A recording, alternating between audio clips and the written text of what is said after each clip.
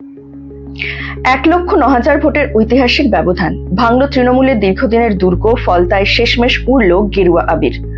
আপনি কি জানেন 2011 সালের পর এই প্রথমবার ফলতার মাটিতে শাসক দল তৃণমূল সম্পূর্ণভাবে ক্ষমতা হারালো।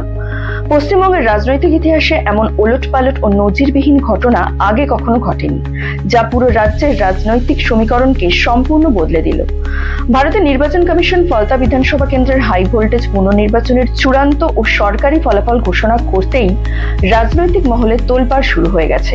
দীর্ঘ 1 দশকেরও বেশি সময় ধরে যে আসনটি তৃণমূল কংগ্রেসের অভেদ্য কেল্লা হিসেবে পরিচিত ছিল, সেখানে এক অবিশ্বাস্য ঐতিহাসিক ল্যান্ডস্লাইড ভিক্টরি বা ধস নামানো জয় ছিনিয়ে নিল ভারতীয় জনতা পার্টি। বিজেপির তরুণ ও হেভিওয়েট প্রার্থী দেবাংশু পান্ডা এই নির্বাচনে 1,49,666টি ভোট পেয়ে এক নতুন কীর্তি স্থাপন করেছেন।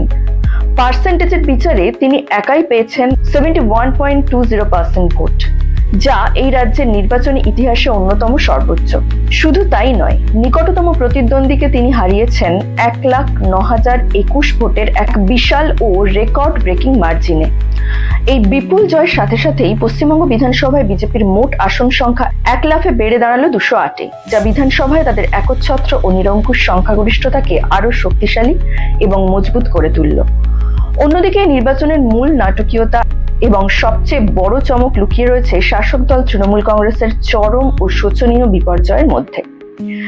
একসময় যে কেন্দ্রকে তৃণমূলের সেকেন্ড ইন কমান্ডের ডান হাত জাহাঙ্গীর খানের জাহাঙ্গীর গড় বলে ডাকা হতো, সেখানে ভোটের ঠিক কয়েকদিন আগে এক নাটকীয় মোড় আসে।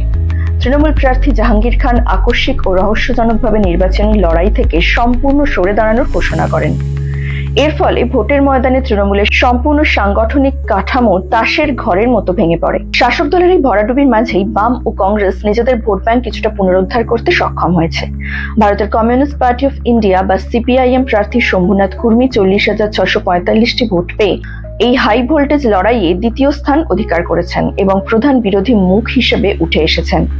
অন্যদিকে ভারতীয় জাতীয় কংগ্রেসের প্রার্থী আব্দুর রাজ্জাক মোল্লা 10,084টি ভোট পেয়ে কোনো মতে তৃতীয় স্থানটি ধরে রাখতে পেরেছেন। ফলতার এই অভাবনীয় জনমত ও রাজনৈতিক মেরুকরণ আগামী দিনে পশ্চিমবঙ্গের সামগ্রিক রাজনীতিতে এক নতুন অধ্যায়ের সূচনা করল, যা আগামী বহু বছর ধরে চর্চায় থাকবে।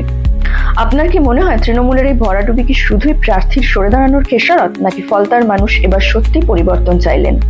আপনার মূল্যবান মতামত নিচে কমেন্ট সেকশনে জানাতে পারেন। প্রতিবেদনটি ভালো লেগে থাকলে সাবস্ক্রাইব করুন রেড পোস্ট নিউজ। ধন্যবাদ।